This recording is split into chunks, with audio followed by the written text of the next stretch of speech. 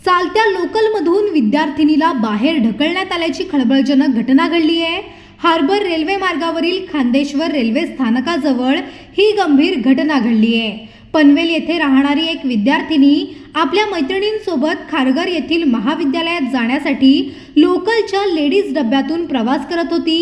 यावेळी अख्तर नवाज शेख हा लेडीज डब्यात घुसला होता। यावर महिलांनी त्याला जाब विचारला। संतप्त झालेल्या या इस्माने दरवाजात उभ्या असलेल्या विद्यार्थिनीला लोकल बाहेर ढकलले।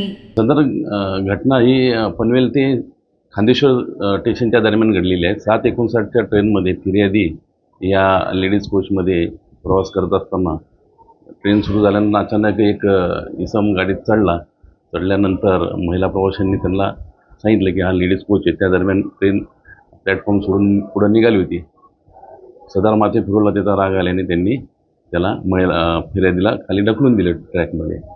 त्यानंतर आरोपीला तात्काळ माहिती मिळताच कॉलरकडनं पुढील खांदेश्वर स्टेशनला ताबडतोब ताब्यात घेण्यात आलेला आहे।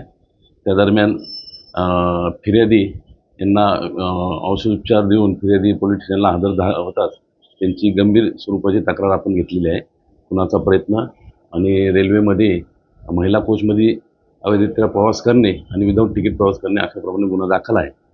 सदर आरोपीस 3 दिवस पोलीस कस्टडी मिळाली आहे। तपास सुरू आहे। अचानक घडलेला हा प्रकार पाहून डब्यातील महिलांनी घाबरून आरडाओरडा करत तात्काळ लोकलची चेन खेचली। तसेच काही महिलांनी रेल्वे हेल्पलाईन क्रमांकावर संपर्क साधून घटनेची माहिती दिली। माहिती मिळताच रेल्वे पोलिसांनी तातडीने कारवाई करत खांदेश्वर रेल्वे स्थानकावर सापळा रचला।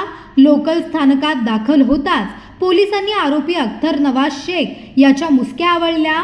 या घटनेत विद्यार्थिनी थोडक्यात बचावली असून तिच्या डोक्याला, कमरेला तसेच हातापायांना गंभीर दुखापत झाली आहे।